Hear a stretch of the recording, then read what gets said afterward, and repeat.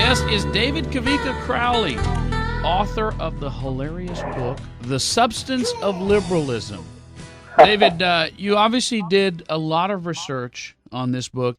It seems that it was your intention to try, within the covers of one book, to encapsulate all the liberal thought, the divergent, the layers, everything about liberalism in one book. Quite an undertaking. It is. It was. I'm holding it right now. In fact, I just read it twice this morning while I was having my my coffee break. I read it in less than 5 minutes. Oh yeah, I read it probably 3 or 4 times a day, and it involved about 10 years of research. You got to understand, Michael. I've been an avid writer for 40 years. I've written 2 novels, a 52-chapter how-to book on single parenting, and for me, writing is very easy. But the most important thing about writing anything is research. And I swear, I have traveled over 30 states, 10 years of research. I've talked to thousands of people, and I couldn't find jack diddly squat.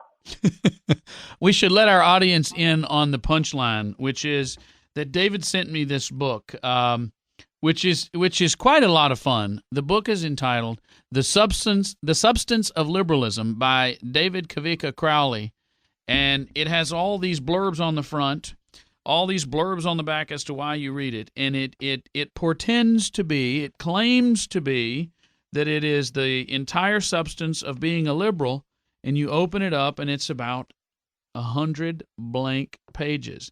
And you know what I thought when I opened this book and I went to read it, and there's nothing to read because your point is there's nothing to liberalism? I thought, I hate this guy for stealing the idea. Liberalism, Michael Bailey, you know that.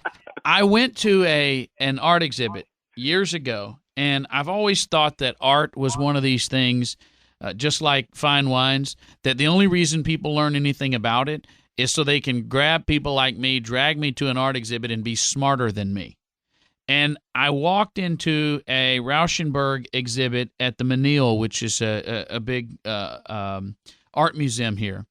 And one of the pictures, one of the pieces of art on the wall, this supposedly multi-million-dollar piece of art, was a blank palette. And the curator is describing this piece of art as this amazing piece of art and how this was the genius of Robert Rauschenberg. And all I thought was, even I can paint that. And I see this and I go, this is a genius idea. You made your point better than you ever could have. I don't care how good a writer you are, by what you would have written in these pages. Well, I tell you, the book has really taken off. It's been read by conservative icons like Karl Rove, Dr. Walter E. Williams. In less than a minute. Rusty Humphreys, Mike McConnell, Dick Armey, yourself, your producer, and others. And it's a great gift for a conservative friend to build up his confidence. And also, I just sent it to one of my liberal friends, and he laughed it off on the phone, but you could tell inside he was kind of teed off.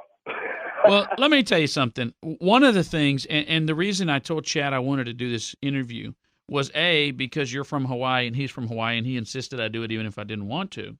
But the other reason was, and this has been a big push of mine, and I think you do it well, and this book shows you do it well. Yes, there are challenges to our country. Yes, there are people in our country whose goal is to forever change this country for the worst. And they're avid, advocates for what they do. But we have to remember that we're far more effective in converting people and explaining things when we can use humor than when we get angry.